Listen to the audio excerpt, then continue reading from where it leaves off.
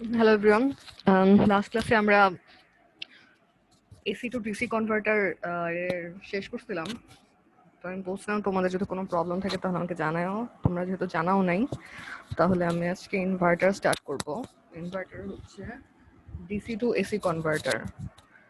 তো বেসিক্যালি একটা DC signal থাকবে, সেটাকে হচ্ছে এসি করতে হবে। এখন এসি মানে কি? এসি বলতে আমরা বুঝি হচ্ছে অল্টারনেটিং কারেন্ট। তো সেটা সাইন হতে পারে, ট্রায়াঙ্গেল হতে পারে, যে কোনো একটা শেপের হতে পারে, অথবা স্কোয়ার হতে পারে। তো এরকম কোনো একটা শেপের কনভার্ট করতে হবে আমাদের ডিসি সিগন্যালকে। এবং এটাকে ইনভার্টার বলা হয় কারণ হচ্ছে এখানে আমাদের পজিটিভ সিগন্যালটা কোনো কোনো সময় ইনভার্ট হয়ে যাচ্ছে, তাই এটাকে কমনলি ইনভার্টার বলা হয়।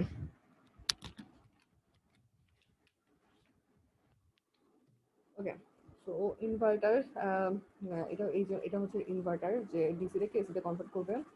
আর যেরকম আমরা দেখছিলাম রেকটিফায়ারের ক্ষেত্রে, রেকটিফায়ার হচ্ছে এসি টু ডিসি কনভার্টার, আর ইনভার্টার হচ্ছে ডিসি টু এসি কনভার্টার। আর হচ্ছে যেমন ওখানে দেখছিলাম সিঙ্গেল ফেজ আর থ্রি ফেজ, এই দুই রকম টাইপের হতে পারে। আমরা দুটাই দেখবো। আর কিছু ভ্যারাইটিস আছে, সেটা হচ্ছে ধরো ফার্স্ট এটা হচ্ছে ভোল্টেজ ফেড ইনভার্টার। এগুলো আমরা দেখবো সব। আপাতত জাস্ট নামগুলো দেখাচ্ছি, যে voltage fed inverter, current fed inverter, variable DC linked inverter, resonant pulse inverter, আরো কয়েক ধরনের। এগুলো হচ্ছে বেসিক টাইপের, আরো কয়েক ধরনের আমরা দেখবো। তো ভোল্টেজ ফেড ইনভার্টার হচ্ছে এটাতে আমাদের ইনপুটে ভোল্টেজ থাকবে এবং সেই ভোল্টেজটা কনস্ট্যান্ট থাকবে। কারেন্ট ফেড ইনভার্টারে ইনপুটে কারেন্ট থাকবে এবং সেই কারেন্টটা কনস্ট্যান্ট থাকবে। ভ্যারিয়েবল ডিসি লিঙ্কড ইনভার্টার হচ্ছে ইনপুটে ভোল্টেজ থাকবে কিন্তু সেই ভোল্টেজটা কনস্ট্যান্ট থাকবে না, ওটাকে কন্ট্রোল করা যাবে। আর এটা হচ্ছে রেজোনেন্ট পালস ইনভার্টার। এটাতে এলসি রেজোনেন্ট সার্কিট, আর এলসি বেসিক্যালি, এলসি কখনো হয় না, আর এলসি রেজোনেন্ট সার্কিট দেওয়া হয়। এটা আমরা দেখবো লাস্টের দিকে। তো ফার্স্টে আমরা হচ্ছে ভোল্টেজ সেট ইনভার্টার নিয়ে কাজ দেখবো। ভোল্টেজ সেট ইনভার্টার এটা হচ্ছে এই জিনিসটা, ভোল্টেজ সেট ইনভার্টার। এটা ভোল্টেজ সেট ইনভার্টার দুই টাইপের হতে পারে। একটা হচ্ছে half bridge voltage set inverter, এটা হচ্ছে হাফ ব্রিজ হতে পারে, আর এটা হতে পারে হচ্ছে ফুল ব্রিজ। তো ফার্স্টে আমরা দেখবো হচ্ছে single phase half bridge inverter. Okay, তো এইটা হচ্ছে সার্কিট। এই সার্কিটটা কিভাবে কাজ করে সেটা আমরা একটু পরে দেখবো। তো এখানে দেখো যে আগে এই সার্কিটটা খেয়াল করো। এই সার্কিটে আমাদের এখানে হচ্ছে VDC/2, এখানে VDC/2, দুটো ভোল্টেজ সোর্স আছে। তো আসলে দুটো ভোল্টেজ সোর্স থাকে না, একটা ভোল্টেজ সোর্সই থাকে।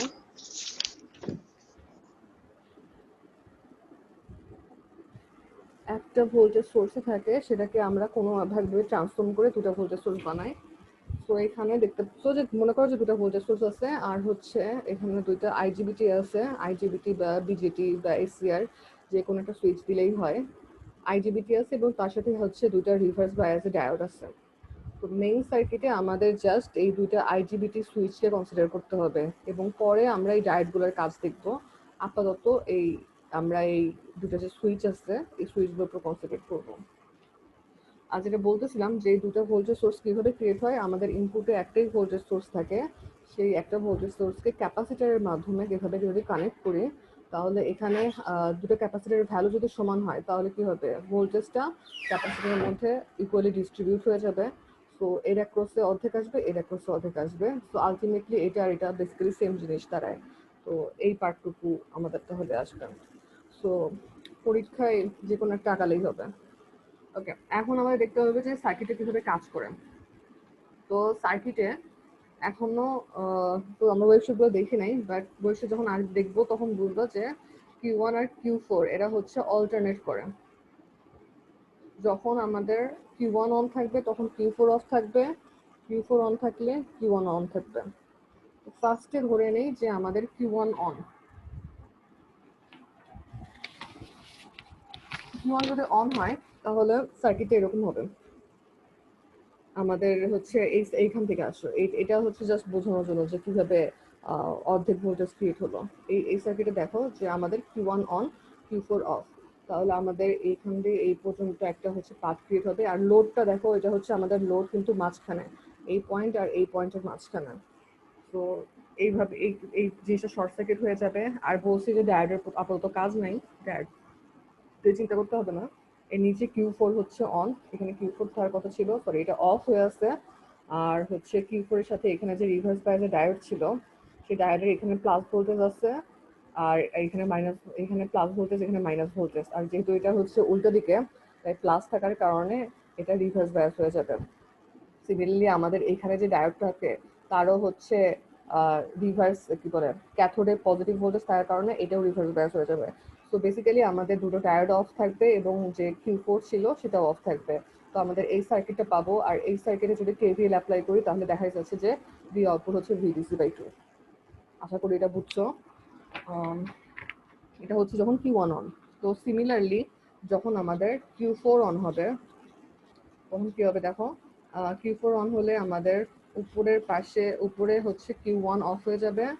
এখানে আমাদের লোড আছে, এখানে আছে এটা, এটা শর্ট সার্কিট হয়ে যাবে। এখানে Q1 আর এখানে Q4 হচ্ছে শর্ট হয়ে গেছে। তাহলে আমাদের কি হচ্ছে, এই আমাদের এখানে যে প্লাস VDC/2 ছিল সেটা এই পয়েন্টে চলে আসবে ভি আউটপুট। তাহলে এই সার্কিটে যদি আমি হচ্ছে KVL অ্যাপ্লাই করি তাহলে আসতেছে হচ্ছে minus VDC/2 minus V output is equal to 0, তাহলে V output equal to minus VDC/2। ওকে, তাহলে আগে ছিল V output ছিল প্লাস VDC/2 আর এখন V output হচ্ছে মাইনাস VDC/2। এবং তোমরা হচ্ছে একটু ওই ভোল্টেজ ডায়োডগুলো খেয়াল করলে দেখবা যে ডায়োডগুলো রিভার্স বায়াস থাকে। আচ্ছা, তো এইগুলার যদি এখন প্লট করা হয় এই যে দুইটা কেসের, তাহলে আমরা এইরকম ফিগার পাবো। এখানে দেখো কি হয়েছে, যে আমাদের ইনপুট ভোল্টেজ হচ্ছে VDC/2, এই পয়েন্টটা VDC/2, এই হচ্ছে কনস্ট্যান্ট এটা ভোল্টেজ দিচ্ছি এবং আমরা গেটে পালস দিচ্ছি। অবভিয়াসলি আমাদের যেহেতু দুটো আইজিবিটি আছে, দুই রকম পালস দিতে হবে। আর আইজিবিটি আমরা কি জানি, এটা বিজেটির মতোই কাজ করে। যখন আমরা গেটে পালস দিব বা গেটে সিগন্যাল দিব তখন ওটা অন হবে, আর যখন সিগন্যাল দিব না তখন অফ হবে। তো এটা হচ্ছে 1 নম্বরের গেট পালস, এটা হচ্ছে 2 নম্বরের 4 নম্বরের গেট পালস। এবং এটা হচ্ছে পর্যন্ত হচ্ছে পিরিয়ড টি, এবং এই জিনিসটা হচ্ছে ডেল্টা। ঠিক আছে, তো এই গেট পালসগুলো দুটো জিনিস খেয়াল করতে হবে, একটা হচ্ছে পিরিয়ড কত আর একটা হচ্ছে পালস উইথ কত। এগুলোর এফেক্ট কি সেটা পরে বুঝবা। আপাতত মনে করো যে আমাদের ডেল্টা হচ্ছে T/2, মানে হচ্ছে অর্ধেক সময় আমরা পালস দিব, অর্ধেক সময় পালস দিব না। তাহলে আমাদের আউটপুটটা কিরকম আসবে, আউটপুট আমরা একটু আগে খেয়াল করলাম যে যখন হচ্ছে আমাদের G1 অ্যাপ্লাই করব তখন আউটপুট হচ্ছে G1 অ্যাপ্লাই করলে Q1 অন হবে। G1 হচ্ছে Q1 এর গেট পালস,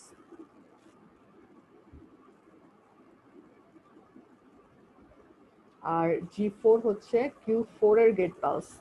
ঠিক আছে, তো যখন আমি G1 দিব তখন আমাদের হচ্ছে Q1 অন হবে, Q1 অন হলে আউটপুট VDC/2। আর যখন G4 দিব, এই যে G4 দিচ্ছে এই জায়গায়, তখন হচ্ছে আমাদের Q4 অন হবে আর তখন আউটপুট হবে মাইনাস VDC/2, এবং এই সাইকেলটা চলতে থাকবে।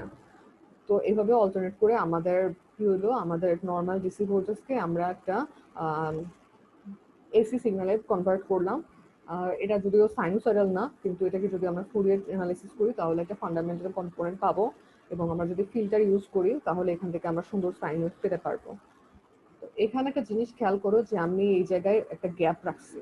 ঠিক আছে, এখানে একটা গ্যাপ রাখছি, সেটা এই যে এখান থেকে গ্যাপ আসছে। এই গ্যাপটাকে বলা হয় হচ্ছে ডিলে বা কমিউটেশন ইন্টারভাল। এটার কারণ আমরা এখন দেখবো, এটার কারণ আমরা পরে দেখতেছি। তো এটা আপাতত একটু নোটিস করো যে এই কমিউটেশন ইনভার্টারটা আছে। আচ্ছা, তো এটা গেল হচ্ছে আমাদের হাফ ব্রিজ ইনভার্টার কিভাবে কাজ করে। আশা করি এটাতে কোনো সমস্যা নাই, নর্মাল জিনিস। যখন উপরের আইজিবিটি অন তখন প্লাস ভোল্টেজ, যখন নিচের আইজিবিটি অন তখন minus voltage. Okay,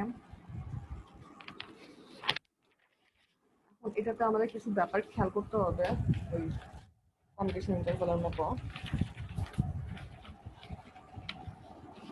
first of all, আমরা যদি আউটপুটের ফ্রিকোয়েন্সি চেঞ্জ করতে চাই তাহলে কি করব, তাহলে আমরা এই গেট পালসের পিরিয়ডকে চেঞ্জ করব। তাহলে changing T off gate pulse will change frequency of V out, ঠিক আছে। তারপরে হচ্ছে আমরা যদি চাই যে আরএমএস ভ্যালু চেঞ্জ করব, তাহলে কি করতে হবে, আমাদের এই পালস উইথকে যে ডেল্টা আছে ডেল্টাকে চেঞ্জ করতে হবে। আমরা যদি হচ্ছে এরকম করি যে G1 এত বেশি সময় ধরে রাখবো আর হচ্ছে G4 কে অল্প সময় ধরে রাখবো, তাহলে আউটপুটটা কিরকম আসবে, তাহলে সেক্ষেত্রে আউটপুট আসবে হচ্ছে এইরকম, ঠিক আছে। এটাও কিন্তু অল্টারনেট সিগন্যাল। দেখো এখানে হচ্ছে জাস্ট আমি পালস উইথটা চেঞ্জ করছি, আগে পালস উইথ ছিল হচ্ছে পিরিয়ডের অর্ধেক, এখন পালস উইথ পিরিয়ডের অর্ধেক না, G1 এর পালস উইথ বেশি, G4 এর পালস উইথ কম। তো এই ক্ষেত্রে আমাদের আউটপুটের আরএমএস ভ্যালুটা চেঞ্জ হয়ে যাবে। ওকে, সো চেঞ্জিং ডেল্টা বা pulse with will change the output RMS. ওকে, তারপরে যেটা সেটা হচ্ছে আমাদের এই ডিলেটা কেন আছে। সো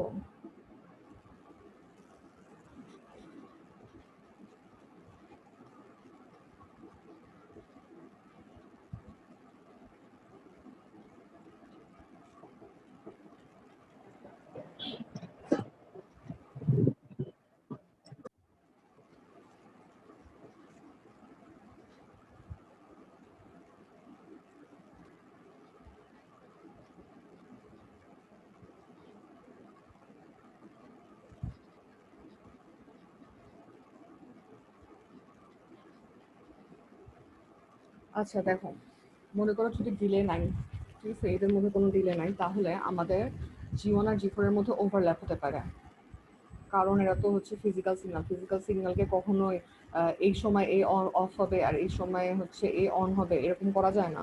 যদি তুমি হচ্ছে কোনো ডিলে না দাও তাহলে এদের মধ্যে ওভারল্যাপ ক্রিয়েট হবে, এরকম একটা ওভারল্যাপিং পিরিয়ড থাকবে, ঠিক আছে। তো ওভারল্যাপিং পিরিয়ড থেকে কি সমস্যা সেটা দেখো। ওভারল্যাপিং পিরিয়ড যদি থাকে তাহলে আমাদের দুইটা আইজিবিটি অন হয়ে যাবে। আচ্ছা, এখানে রেজিস্ট্যান্স আছে, আমাদের রোড আছে, তো দুটো আইজিবিটি অন হয়ে যাচ্ছে, শর্ট হয়ে যাচ্ছে।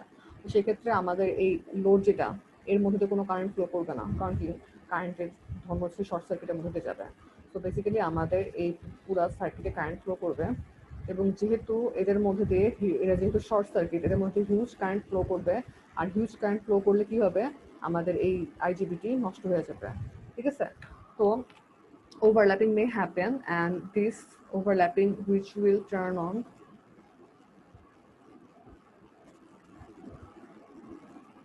available.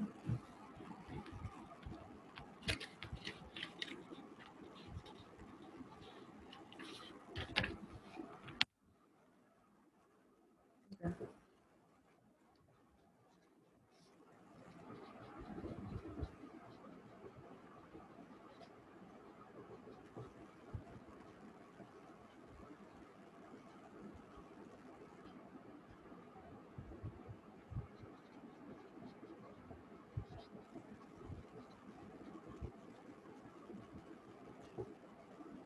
আচ্ছা, তো এটা হলো তোমাদের পরীক্ষা যদি আসে যে কম্পিটিশন ইনভার্টার হলে কি দরকার, তখন হচ্ছে এটা লিখবা যে কম্পিটিশন ইন্টারভাল না দিলে আমাদের ওভারল্যাপ হতে পারে। ওভারল্যাপ হলে আমাদের দুটো ট্রানজিস্টার একসাথে অন হয়ে যাবে, দুটো ট্রানজিস্টার একসাথে অন হলে আমাদের সার্কিটে হিউজ পরিমাণ কারেন্ট ফ্লো করবে যেটি শর্ট সার্কিট, অ্যান্ড ট্রানজিস্টারগুলো নষ্ট হয়ে যেতে পারে। তো এই কারণে আমাদের হচ্ছে অবশ্যই দুইটা গেট পালসের মধ্যে ডিলে দিতে হবে, এবং তার মানে আউটপুটে কিছু সময় আমাদের একটা জিরো অংশ থাকবে। এটা অনেক অল্প হয়, মাইক্রো সেকেন্ডের মধ্যে রেঞ্জে হয়, কিন্তু বোঝানোর জন্য আমি একটু বড় করে দেখাচ্ছি এখানে। আচ্ছা, আরেকটা জিনিস খেয়াল করো যে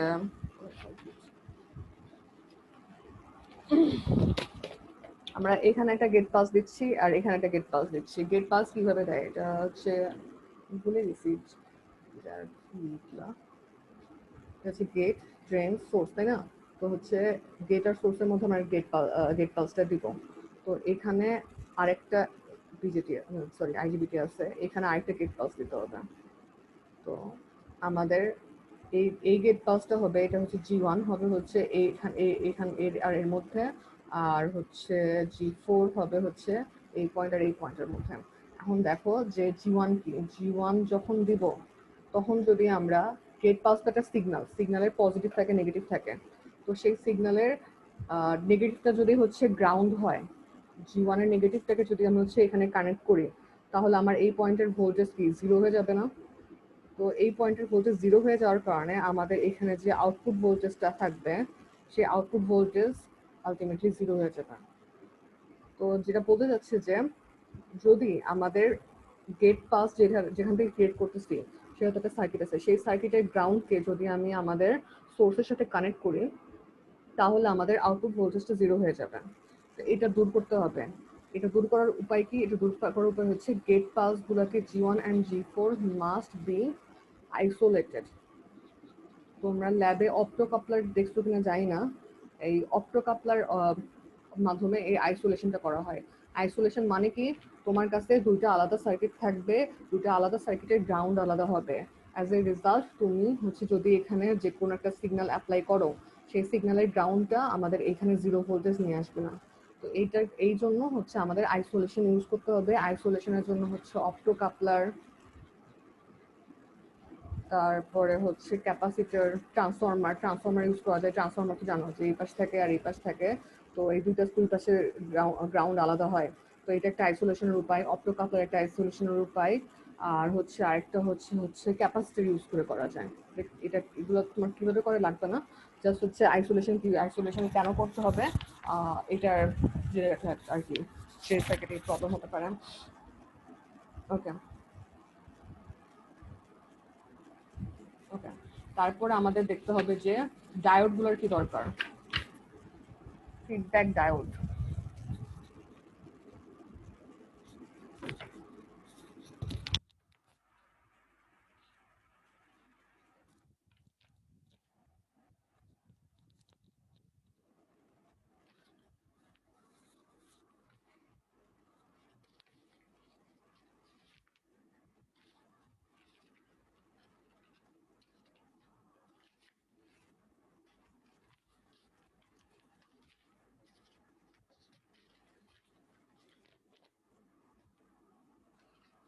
হ্যাঁ দেখো যে আমাদের এতক্ষণ পর্যন্ত আমি জাস্ট হচ্ছে যখন সার্কিটের আউটপুটগুলো আঁকাইছি তখন শুধুমাত্র Q1 আর Q4 নিয়ে কথা বলছি, কিন্তু আমাদের ডায়োডগুলো এখনো অ্যানালাইসিসে আসে নাই। তো এই ডায়োডগুলো কেন দরকার? ডায়োডগুলো দরকার হচ্ছে ইন্ডাকটিভ লোডের জন্য। এখন দেখো যে ডায়োড আমাদের মনে করো সার্কিটটা হচ্ছে এরকম,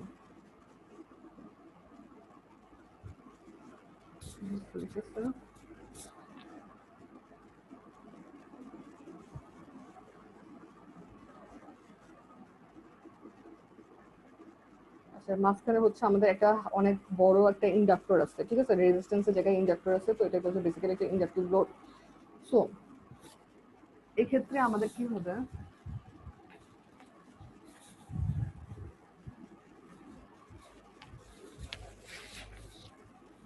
যে ইন্ডাকটিভ লোড থাকে তাহলে আমরা কি জানি VL ইকুয়াল টু LdI/dt। তাহলে আমরা জানি যে কারেন্টের স্লোপ হচ্ছে ভোল্টেজ। তো এগুলো আমরা বাক কনভার্টারে দেখছিলাম। তো ভোল্টেজ যখন পজিটিভ হবে তখন কারেন্টের স্লোপ পজিটিভ হবে, আর ভোল্টেজ যদি নেগেটিভ হয় তখন কারেন্টের স্লোপ নেগেটিভ হবে। তো এটা এইরকম একটা সিগন্যাল পাবো। আর যেহেতু ভোল্টেজটা কনস্ট্যান্ট, এখানে হচ্ছে VDC/2, এখানে -VDC/2, তাই আমরা দুই পাশে সমান স্লোপ পাবো এবং এটা একটা স্ট্রেট লাইনের, কারেন্টটা একটা স্ট্রেট লাইন হবে কারণ স্ট্রেট লাইনের স্লোপ কনস্ট্যান্ট হয়। তো বেসিক্যালি আমাদের যদি ইন্ডাক্টর থাকে শুধুমাত্র তাহলে কারেন্টটা এরকম হবে। এখন দেখো যে এখানে কি হচ্ছে, এখানে কারেন্ট আর ভোল্টেজের জিনিসগুলো খেয়াল করো। যে এই আমাদের এটা হচ্ছে টি, T/2, আর এটা হচ্ছে টি, ঠিক আছে, আর এটা হচ্ছে T/4, এটা হচ্ছে 3T/4, লিখলাম না। তো এই যে আমাদের এই পর্যন্ত হচ্ছে ভি আউটপুট হচ্ছে পজিটিভ আর কারেন্ট আই আউটপুট হচ্ছে নেগেটিভ। এই জায়গায় হচ্ছে ভি আউটপুটও পজিটিভ, আই আউটপুটও পজিটিভ। এই জায়গায় হচ্ছে আমাদের ভি আউটপুট পজিটিভ, না V output negative, I output positive. আর হচ্ছে এখানে এই পর্যন্ত এখানে দুটাই নেগেটিভ, ভি আউটপুটও নেগেটিভ, আই আউটপুটও নেগেটিভ। সো এখানে একটা জিনিস বুঝতেই পারতেছো যে আমরা কি জানি যদি রেজিস্টিভ লোড হয়, মানে নর্মাল পাওয়ারের জিনিস হলো যে পাওয়ার ভোল্টেজ আর কারেন্টের গুণফল যদি পজিটিভ হয় তাহলে সেটা পাওয়ার কনজিউম করতেছে, আর ভোল্টেজ আর কারেন্টের গুণফল যদি নেগেটিভ হয় তাহলে সেটা হচ্ছে পাওয়ার সাপ্লাই দিচ্ছে। সোর্সের জন্য এই ভি আউটপুট আই আউটপুটের মানে সোর্সের জন্য ভিআই নেগেটিভ হবে, আর হচ্ছে লোডের জন্য ভিআই পজিটিভ হবে। ঠিক আছে, তো এটা এখানে দেখেই বুঝতে পারতেছো যে এই জায়গায় আর এই জায়গায় আমাদের এটা নেগেটিভ হবে। আচ্ছা একটু ওয়েট করবো। ইন্ডাক্টর কারেন্টে ডিসি কম্পোনেন্ট থাকতে পারে কি? ইন্ডাক্টর কারেন্টে ডিসি কম্পোনেন্ট থাকতে পারে। আমরা বাক কনভার্টারে তো দেখছিলাম যে ইন্ডাক্টর কারেন্টের এই যে এরকম ছিল ইন্ডাক্টর কারেন্ট, তো সেই জায়গায় তো একটা ডিসি কম্পোনেন্ট ছিল, এই জায়গায় নাই। তো ইন্ডাক্টর কারেন্টে ডিসি কম্পোনেন্ট থাকতে পারে না, ভাবে তো কোনো কারেন্ট নাই। অ্যাভারেজ ভ্যালু অফ ক্যাপাসিটার কারেন্টে কোনো ডিসি কম্পোনেন্ট থাকতে পারে না, কিন্তু ইন্ডাক্টর কারেন্টে ডিসি কম্পোনেন্ট থাকতে পারে। ঠিক আছে, আর ইন্ডাক্টর ভোল্টেজে কোনো ডিসি কম্পোনেন্ট থাকতে পারে না। যে average value of inductor voltage ছিল হচ্ছে 0, এটাকে হচ্ছে ভোল্ট স্টেক ব্যালেন্স বলা হয়েছিল। এগুলা একটু রিভাইজ দিয়ে নিও, এগুলো হচ্ছে বাক কনভার্টার একদম শুরুতে এই জিনিসগুলো পড়ানো হয়েছিল। ওকে, তো যেটা বলতেছিলাম যে কি এখানে এই ভোল্টেজ আর কারেন্টের রিলেশনশিপ থেকে বুঝতে পারতেছো যে কিছু সময় আমাদের এখানে পাওয়ারটা নেগেটিভ এবং কিছু সময় পাওয়ারটা পজিটিভ। পাওয়ার নেগেটিভ মানে হচ্ছে সে আমাদের যে ইন্ডাক্টরটা আছে সে নিজেই পাওয়ার সাপ্লাই দিবে, এবং পাওয়ার পজিটিভ মানে হচ্ছে ইন্ডাক্টরটা পাওয়ার স্টোর করবে। তো আমরা এই জিনিসগুলো অনেকবার দেখছি যে ইন্ডাক্টর একসময় পাওয়ার কি বলে ইন্ডাক্টর নিজে এনার্জি স্টোর করে তারপর সেটাকে হচ্ছে সাপ্লাই দেয়। তো এইগুলাই এখন আমরা হচ্ছে সার্কিটের মাধ্যমে দেখবো আর কি যে কি হচ্ছে। তো ফার্স্টে আমি এই যে T/4 থেকে T/2 পর্যন্ত দেখি কি হয় সার্কিটে। T/4 থেকে T/2 এই সময় আমাদের হচ্ছে Q1 অন থাকবে। তো আমাদের সার্কিটটা হচ্ছে এরকম হবে, আর হচ্ছে এদিকে Q4 অফ থাকবে। ঠিক আছে, তো এই জায়গায় এখানে কোনো কিছু থাকবে না। Positive negative V output VDC/2, কারেন্টটা হচ্ছে আমাদের এইদিকে ফ্লো করবে, আই আউটপুট এইদিকে ফ্লো করবে। আচ্ছা, ঠিক আছে, তো এই সময় দেখো এই সময় আমাদের হচ্ছে ইন্ডাক্টরের মধ্যে দিয়ে পাওয়ার স্টোর হবে। এটা গেল হচ্ছে এই যে এই ইয়াটা T4 থেকে T/2, এই সময় ভি আউটপুটও পজিটিভ আই আউটপুটও পজিটিভ, কারণ নর্মাল ডিরেকশনে কারেন্ট ফ্লো হচ্ছে।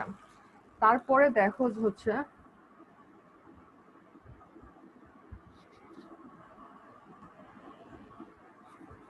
T/2 থেকে 3T/4 পর্যন্ত কি হয়।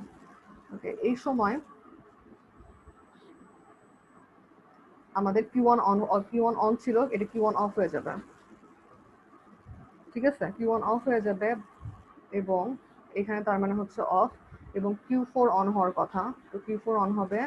আর এই জায়গায় আমাদের হচ্ছে যে ইন্ডাক্টর আছে, সেই ইন্ডাক্টরের ব্যাপার কি হলো, সেই ইন্ডাক্টরের কিছুটা হবে। তো আচ্ছা, এইখানে হচ্ছে VDC/2 আছে, এটাও ড্র করিনি। এখানে কি হচ্ছে দেখো, এই যে ইন্ডাক্টরের মধ্যে ইনিশিয়ালি আমাদের কারেন্ট এইদিকে ফ্লো করতেছিল। তো এখন যেহেতু হচ্ছে আমাদের Q4টা অন হয়েছে, তো কারেন্টটা এইদিকে ফ্লো করা উচিত, উল্টো দিকে ফ্লো করা উচিত। ঠিক আছে, মানে কারেন্টের ডিরেকশনটা এইদিকে হওয়া উচিত। এই যে VDC/2 আছে, এখান থেকে কারেন্টটা হচ্ছে এইদিকে ফ্লো করবে। বাট দ্য থিং ইজ, আমাদের এই যে ইন্ডাক্টর সে কারেন্টের চেঞ্জকে বাধা দেয়। এটাও আমরা অনেকবার বলছি যে ইন্ডাক্টরের কাজই হলো কারেন্টের চেঞ্জকে বাধা দেওয়া। ইন্ডাক্টর অ্যাব্রাপ্ট চেঞ্জ সহ্য করতে পারে না। তো সেই কারণে কি হবে, আমাদের যে এখানে কারেন্টটা পজিটিভ হাইয়েস্ট পয়েন্টে পৌঁছেছিল, কারেন্টটা আস্তে আস্তে কমা শুরু করবে, কিন্তু ডিরেকশনটা সেম থাকবে। অ্যাজ এ রেজাল্ট আমাদের কারেন্টটা চেষ্টা করবে এই দিক দিয়ে ফ্লো করার। এখানে যেরকম এই দিক দিয়ে ফ্লো করতেছিল ডান থেকে বামে, এখানেও ডান থেকে বামে ফ্লো করবে। কিন্তু এই যে আমাদের যে Q4 আছে, Q4 হচ্ছে এরকম। ঠিক আছে, এইখান থেকে কারেন্ট ডান থেকে বামে ফ্লো করতেছে। তো যদি আমরা এই সার্কিটে কারেন্ট ফ্লো করাতে চাই তাহলে কারেন্টটা কি হবে, কারেন্টটাকে হচ্ছে নিচ থেকে উপরের দিকে ফ্লো করতে হবে। ওকে, যেটা বলতেছি যে আমার ইন্ডাক্টরের যদি ডান থেকে বামে কারেন্ট ফ্লো করে তাহলে আমার নিচ থেকে উপরের দিকে এই আইজিবিটির মধ্যে দিয়ে কারেন্ট ফ্লো করতে হবে। কিন্তু আইজিবিটির বৈশিষ্ট্য হচ্ছে যে অপোজিট ডিরেকশনে কারেন্ট ফ্লো করতে পারে না, শুধুমাত্র নিচের দিকে কারেন্ট ফ্লো করবে, মানে হচ্ছে ড্রেন থেকে সোর্সের দিকে কারেন্ট ফ্লো করবে। তার মানে আমাদের এই আইজিবিটির মধ্যে দিয়ে কারেন্ট ফ্লো হবে না, তো এই জায়গায় আমাদের ওপেন সার্কিট থাকবে। তাহলে এই কারেন্টটা আমাদের কিভাবে ফ্লো হবে? এই কারেন্টটা আমাদের ফ্লো হবে এই ডায়োডের মধ্যে দিয়ে। ঠিক আছে, আমাদের এখানে যে ডায়োড ছিল, ডায়োডের নাম ছিল হচ্ছে D4। এই D4 এর মধ্যে দিয়ে আমাদের কারেন্টটা ফ্লো হয়ে এই সার্কিটে চলবে। তো ইনিশিয়ালি আমাদের কারেন্টটা এদিকে এই বরাবর ছিল, তারপরে যখন আমাদের হচ্ছে Q1 অফ হয়ে Q4 অন হলো, তখনও দেখা যাচ্ছে যে Q4 এর মধ্যে দিয়ে কারেন্ট ফ্লো করতে পারতেছে না, কারণ আমাদের ইন্ডাক্টর তার কারেন্ট চেঞ্জ করতে দিবে না। তো যতক্ষণ পর্যন্ত ইন্ডাক্টরের কারেন্টটা জিরো না হচ্ছে, ততক্ষণ পর্যন্ত আমাদের যে নিচে একটা ডায়োড ছিল, এই যে D4, এই ডায়োডের মধ্যে দিয়ে এই সার্কিট বরাবর কারেন্ট ফ্লো করবে, যাতে করে কারেন্টের ডিরেকশনটা সেম থাকে।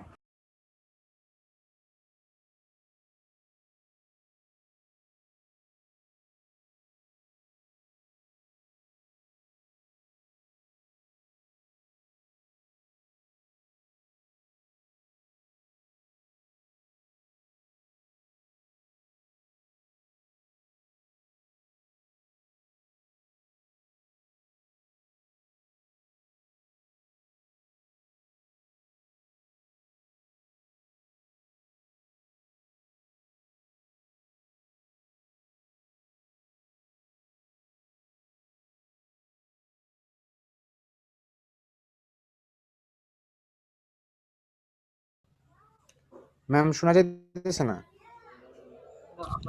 সরি, আমার হচ্ছে আমি এখন ফোনে ডাটা ইউজ করতেছি, তো সমস্যা হতে পারে।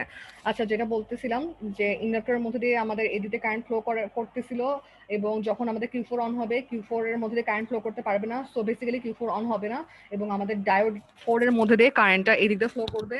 এবং এই অবস্থায় আমাদের ইন্ডাক্টরটা একটা সোর্স হিসেবে কাজ করে, এখানে নেগেটিভ আর এখানে হচ্ছে পজিটিভ ভোল্টেজ ক্রিয়েট করবে, এবং আউটপুটে আমাদের এই ডাটা যেহেতু শর্ট, আউটপুটে minus VDC by V output equal to minus VDC by 2 আসবে। তো কোথায় গেল? তো এই জায়গায় আমাদের এখানে আমরা দেখছিলাম যে হচ্ছে কে অন ছিল, এই জায়গায় ছিল হচ্ছে Q1 অন, আর এই জায়গায় আমাদের হচ্ছে D4 অন হবে। তারপরে আমরা দেখব হচ্ছে এই জায়গা থেকে এই পর্যন্ত কি হচ্ছে। তো 3T/4 থেকে T পর্যন্ত, 3T/4 থেকে T পর্যন্ত আমাদের এখন দেখো যে এই এই এই এই পর্যায়ে পৌঁছানোর পর কারেন্ট জিরো হয়ে গেছে, কারেন্ট জিরো হয়ে কারেন্টটা অপোজিট ডিরেকশনে ফ্লো করতেছে, এবং আমাদের ভোল্টেজও হচ্ছে, ঠিক আছে,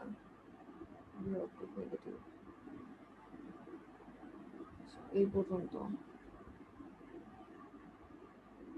ঠিক আছে। এটা হচ্ছে এই যে এইটুকু, এখানে ভি আউটপুট নেগেটিভ আর আই আউটপুটও নেগেটিভ। তো বেসিক্যালি দেখতেই পাচ্ছো যে ভোল্টেজ আর কারেন্ট গুণ করলে পজিটিভ হয়, তো এই জায়গায় আমাদের ইন্ডাক্টরটা নর্মাল এনার্জি স্টোরেজ এলিমেন্ট হিসেবে কাজ করবে। তো এই সময় কি হয়,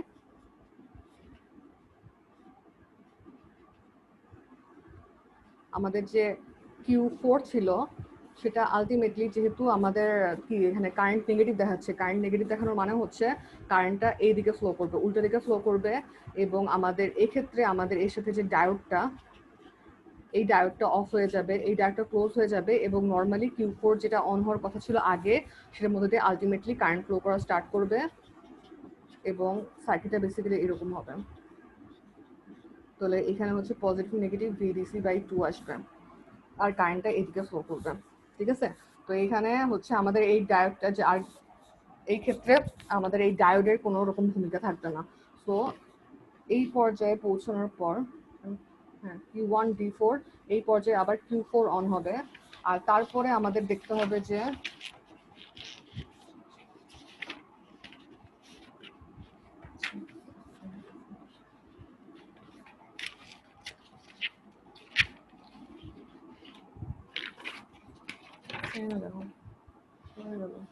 তারপরে যেটা দেখবো সেটা হচ্ছে আমাদের T থেকে 5T/4 পর্যন্ত, এই পর্যন্ত কি হচ্ছে।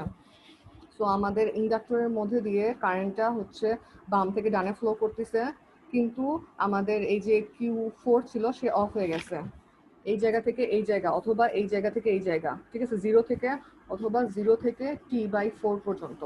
তো এই সময় আমাদের হচ্ছে Q4 অফ, Q1 অন, তো আমাদের Q1 এর অন হওয়ার কথা, এখানে Q1 থাকলে সেটার অন হওয়ার কথা, কিন্তু সমস্যা হইলো আমাদের কারেন্টটা Q1 এর মধ্যে দিয়ে উপর থেকে নিচ দিকে যাওয়ার চেষ্টা করবে, কিন্তু Q1 এর হচ্ছে যেটা জানি সোর্স থেকে ড্রেনের দিকে কারেন্ট যেতে পারবে না, তাহলে Q1 আমাদের অন হবে না, Q1 অফই থাকবে, কিন্তু আমাদের এখানে যেটা রিভার্স উল্টো দিকে ডায়োড ছিল সেই ডায়োডটা অন হয়ে যাবে, এবং সেই ডায়োডটা অন হয়ে যাওয়ার কারণে আমাদের কারেন্টটা এই বরাবর ফ্লো করবে। ওকে, সো কি হচ্ছে যে আমাদের ইনিশিয়ালি এই সার্কিটে 3T/4 থেকে T পর্যন্ত কারেন্টটা বাম থেকে ডানে ফ্লো করতেছিল Q4 এর মধ্যে দিয়ে, হচ্ছে Q4 এর মধ্যে দিয়ে কারেন্ট ফ্লো করতেছিল। এখন যখন আমরা হচ্ছে Q4 কে অফ করব, তখন কারেন্টটা চেষ্টা করা উচিত হচ্ছে, তখন কারেন্টটা উপরের সাইডে ফ্লো করা উচিত Q1 এর মধ্যে দিয়ে, কিন্তু যেহেতু আমাদের ইন্ডাক্টর কারেন্টের চেঞ্জকে বাধা দেয়, সো কারেন্টটা বাম থেকে ডানে ফ্লো করবে এবং Q1 এর মধ্যে দিয়ে ফ্লো করতে পারবে না। সো সে অল্টারনেটিভলি আমাদের যে ডায়োড D1 আছে সেই D1 এর মধ্যে দিয়ে বাম উপর থেকে নিচ থেকে উপর দিকে ফ্লো করবে, এবং এই ক্ষেত্রে আমাদের এই জিনিসটা এখানে কি হবে, এটা হচ্ছে এই বরাবর সোর্স হিসেবে কাজ করবে এবং আউটপুটে VDC/2 ভোল্টেজ পাওয়া যাবে। আচ্ছা, এটা একটা জিনিস বারবার বলতেছি যে আমি হচ্ছে ইন্ডাক্টর যখন এনার্জি স্টোরেজ এলিমেন্ট হিসেবে কাজ করে, তখন হচ্ছে ভোল্টেজ আর কারেন্ট করেসপন্ড করে বাম থেকে, মানে ভোল্টেজ যদি এরকম হয় ডানে পজিটিভ, তাহলে কারেন্ট ডান থেকে বামে ফ্লো করবে, আর যখন এটা সোর্স হিসেবে কাজ করে তখন হচ্ছে ভোল্টেজের ডিরেকশনটা চেঞ্জ হয়ে যায়। এটা এটা আমি হচ্ছে আগেও বলছি, বাক কনভার্টারে খেয়াল করো। তো এইটা হচ্ছে আমাদের ডায়োডের কাজ। তো এই অবস্থায় এখানে D4 on, R Q1 on ছিল, D4 অন ছিল, এখানে Q4 অন ছিল, তারপরে আমাদের আবার হচ্ছে D1 অন হবে, অথবা এই জায়গায় D1 অন হবে, এবং এই সাইকেলটা বারবার চলতে থাকবে, D1 এর পরে আবার Q1 অন হবে, তারপরে D4 Q4 এভাবে অন হবে। যেটা বলতে চাচ্ছি যে আমাদের যদি নর্মাল রেজিস্টিভ লোড থাকতো তাহলে আমাদের ডায়োডগুলোর নিয়ে চিন্তা করতে হতো না, ডায়োডগুলো দরকার হতো না। তো যেহেতু আমাদের সার্কিটটা এই যে এখানে হচ্ছে ইন্ডাকটিভ লোডের কারণে সেটার একটা হচ্ছে কি বলে কারেন্ট স্টোর করার একটা টেন্ডেন্সি থাকে, সেই টেন্ডেন্সির কারণে আমাদের এই ফিডব্যাক ডায়োডগুলো দরকার হয়, এবং এই ডায়োডগুলো দেখতে পারতেছো যে 4টা স্টেজের মধ্যে 2টা স্টেজে এটা আর হচ্ছে এইটাতে তা সে হচ্ছে পাওয়ার স্টোর কি বলে পাওয়ার সোর্স হিসেবে কাজ করে। পাওয়ার সোর্স হিসেবে কাজ করে মানে সে আমাদের সোর্সকে পাওয়ার সাপ্লাই দেয়। তো এই জন্য এরা যেহেতু সোর্সকে পাওয়ার ফিডব্যাক করতেছে বা কারেন্ট ফিডব্যাক করতেছে, এদেরকে ফিডব্যাক ডায়োড বলা হয়। ওকে, তো পরীক্ষায় ফিডব্যাক ডায়োড কেন ইউজ করা হচ্ছে সেটা আসতে পারে, সেক্ষেত্রে হচ্ছে তোমরা এই যে 4টা সার্কিট আঁকায় দিছি এগুলো আমি ভালো করে ছবি তুলে দিয়ে দিবনি, এই যে এটা, তারপরে হচ্ছে এটা, এটা, আর এটা কোনটা, আর এটা, এই 4টা সার্কিট হচ্ছে ড্র করে এক্সপ্লেন করবা যে ইন্ডাক্টরে কারেন্টের চেঞ্জ বাধা দেয় এই কারণে যখন Q4 অন হচ্ছে সে সাথে সাথে অন হতে পারে না, তার জায়গায় D4 অন হয়, এবং যখন Q1 অন হচ্ছে সেও সাথে সাথে অন হতে পারে না, তার জায়গায় D1 অন হয়। ওকে, তো এগুলো হচ্ছে আমাদের ফিডব্যাক ডায়োডের কাজ। এখন আমি কয়টা প্যারামিটার লিখে দিব, সেটা ওয়েট করো।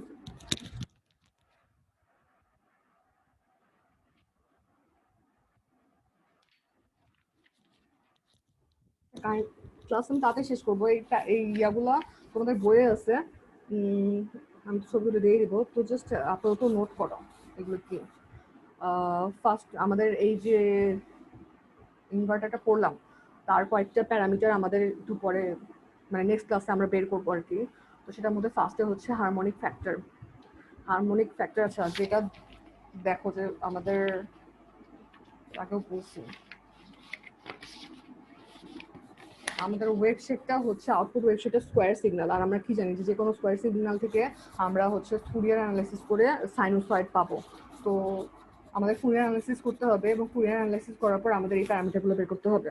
ফার্স্ট অফ অল হচ্ছে হারমোনিক ফ্যাক্টর, এটা হচ্ছে আউটপুটের nth-তম হারমোনিকের আরএমএস ডিভাইডেড বাই আউটপুটের ফান্ডামেন্টালের আরএমএস, ঠিক আছে? তো এটার নাম হচ্ছে harmonic factor of nth harmonic. তোমাকে যদি বলে সেকেন্ড হারমোনিকের হারমোনিক ফ্যাক্টর বের করো, তাহলে হচ্ছে এখানে 2 হবে আর কি। তো এটা কোথা থেকে পাবা? ফুরিয়ার অ্যানালাইসিস করলে এই ভি আউটপুট 2 আরএমএস পাওয়া যাবে। তারপর হচ্ছে টোটাল হারমোনিক ডিস্টরশন, এটার সূত্র হচ্ছে এই যে এটা 1/v আউটপুট 1 সামেশন অফ 2 থেকে infinity V output n whole square, আর এখানে ভি আউটপুট এন মানে হচ্ছে আরএমএস অফ nth হারমোনিক। তারপরে আছে হচ্ছে ডিস্টোরশন ফ্যাক্টর। ডিস্টোরশন ফ্যাক্টর সূত্র হচ্ছে এটা, সেম সূত্র, জাস্ট নিচে হচ্ছে এন অ্যাড হবে। আর হচ্ছে এটা হচ্ছে পুরো সিগন্যালের ডিস্টোরশন ফ্যাক্টর। আরেকটা আছে হচ্ছে এন হারমোনিকের ডিস্টোরশন ফ্যাক্টর। এটার জন্য হচ্ছে জাস্ট মানে এই সামেশনটা থাকবে না, শুধুমাত্র V output n by n square V O one. এগুলো সূত্র মুখস্থ করবা, এগুলো মানে বোঝার কিছু নাই। আরেকটা জিনিস যেটা বুঝতে হবে যে লোয়েস্ট অর্ডার হারমোনিক। আমরা জানি ফুরিয়ার যে কোনো পিরিয়ডিক সিগন্যালকে ফুরিয়ার অ্যানালাইসিস করলে কি হয়, এইরকম জিনিসপাতি আসে, ফান্ডামেন্টাল আসে, তারপরে হচ্ছে গ্লাস এগুলো কি বলে, কি স্পেকট্রাম বলে, যে ওমেগা এফ অ্যাক্সিস বা ওমেগা অ্যাক্সিসে এগুলোকে হচ্ছে কি স্পেকট্রাল কিছু একটা বলা হয়, স্পেকট্রাম বলা হয়। আচ্ছা, তো এরকম জিনিসপাতি আসে যে আমরা এখান থেকে বুঝতে পারি যে কোন হারমোনিক কম্পোনেন্টের ওয়েট কতখানি বা কোন হারমোনিক কম্পোনেন্টের ম্যাগনিটিউড কতখানি। তো যার যে কম্পোনেন্ট বেশি থাকে তার হচ্ছে অ্যাম্পলিটিউডটা বেশি হয়। সো এই অ্যাম্পলিটিউডগুলোর মধ্যে এখান থেকে আমাদের হচ্ছে লোয়েস্ট অর্ডার হারমোনিক আছে এলও এইচ, এটা হচ্ছে লোয়েস্ট অর্ডার হারমোনিক। তো আমরা তো জানি যে হারমোনিক গুলা হচ্ছে ইনফাইনাইট পর্যন্ত কন্টিনিউ করবে, রাইট? কারণ হারমোনিক তো ইনফাইনাইট, যে কোনো ফুরিয়ার যে কোনো ফুরিয়ার অ্যানালাইসিস করলে ইনফাইনাইট পর্যন্ত আমাদের কম্পোনেন্ট থাকে। তো হারমোনিক যদি ইনফাইনাইট পর্যন্ত যায় তাহলে তো আমাদের সবগুলোকে কনসিডার করে লাভ নাই। তো লোয়েস্ট অর্ডার হারমোনিক হচ্ছে আমরা লাস্ট যে হারমোনিক কম্পোনেন্টটাকে কনসিডার করব। তো এটার শর্ত কি? এই শর্তটা হচ্ছে যে এটাকে আমাদের যে ফান্ডামেন্টাল আছে সেই ফান্ডামেন্টালের পাওয়ারের 3% কন্টেইন করতে হবে, বা ফান্ডামেন্টালের 3% ম্যাগনিটিউড হতে হবে।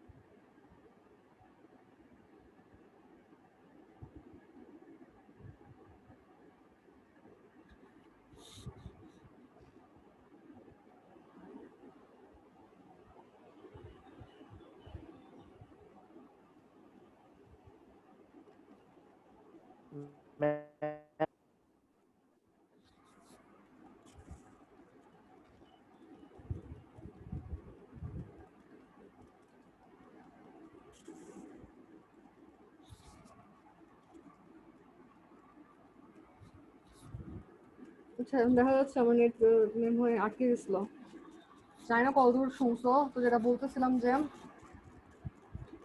আমাদের ইনফাইনাইট সংখ্যক হারমোনিক বলে হারমোনিক থাকে। তো এই ইনফাইনাইট সংখ্যক হারমোনিকের মধ্যে আমরা কোন পর্যন্ত কনসিডার করব, এটা লোয়েস্ট অর্ডার হারমোনিক।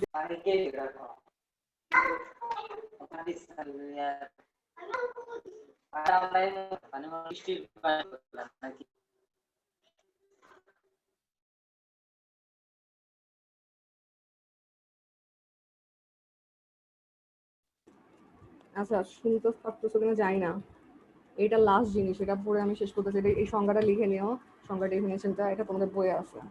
তো এটা হচ্ছে যে আমাদের যে হারমোনিক কম্পোনেন্টটা ফান্ডামেন্টাল হারমোনিক কম্পোনেন্টের অ্যাটলিস্ট 3% পাওয়ার কন্টেইন করবে, 3% পাওয়ার বা ম্যাগনিটিউডের 3% হবে, সেটাই হচ্ছে আমাদের লোয়েস্ট অর্ডার হারমোনিক, এবং এটাকে ক্লোজেস্ট হতে হবে ফান্ডামেন্টালের। ঠিক আছে? তো মানে মোর ধরো এই যে এটা হচ্ছে আমাদের 3% পাওয়ার কন্টেইন করে, এটা হচ্ছে 30% পাওয়ার কন্টেইন করে। ঠিক আছে? তো লোয়েস্ট অর্ডার হারমোনিক হবে হচ্ছে 3%, এটা মনে করো 2% পাওয়ার কন্টেইন করে। তাহলে আমাদের লোয়েস্ট অর্ডার হারমোনিক হবে হচ্ছে এই জিনিসটা, কারণ এটা হচ্ছে অ্যাটলিস্ট 3% পাওয়ার কন্টেইন করে। আর এটা যেহেতু 3%-এর চেয়ে কম কন্টেইন করে, এই যে এটা, তাহলে এটা লোয়েস্ট অর্ডার মানে এটা আমাদের চিন্তার বাইরে চলে যাবে। সো বেসিক্যালি মিনিমাম 3% ফান্ডামেন্টাল থেকে হচ্ছে দূরে যাওয়া শুরু করব, যেটা লাস্ট 3%-এর চেয়ে বেশি কন্টেইন করবে সেটাই হচ্ছে লোয়েস্ট অর্ডার হারমোনিক। এটা বুঝছো কিনা জানি না, সমস্যা থাকলে নেক্সট ক্লাসে বলো, আবার ইয়ে করবো। আজকে ক্লাস এখানে শেষ করে, আমার নেটে অনেক সমস্যা হচ্ছে। নেক্সট ক্লাসে আমরা হচ্ছে এই ফুরিয়ার অ্যানালাইসিস করব। আমরা যে আউটপুট ভোল্টেজ পাইছি, এই আউটপুট ভোল্টেজটা ফুরিয়ার অ্যানালাইসিস করে আমরা যেসব প্যারামিটারগুলো দেখলাম সেই প্যারামিটারগুলো বের করা লাগবে, তারপর হচ্ছে আরএমএস ধরে বের করা লাগবে, এগুলো আর কি। ঠিক আছে, আজকে ক্লাসটা আমি এখানে শেষ করলাম। আর কোনো কোয়েশ্চেন থাকলে করতে পারো।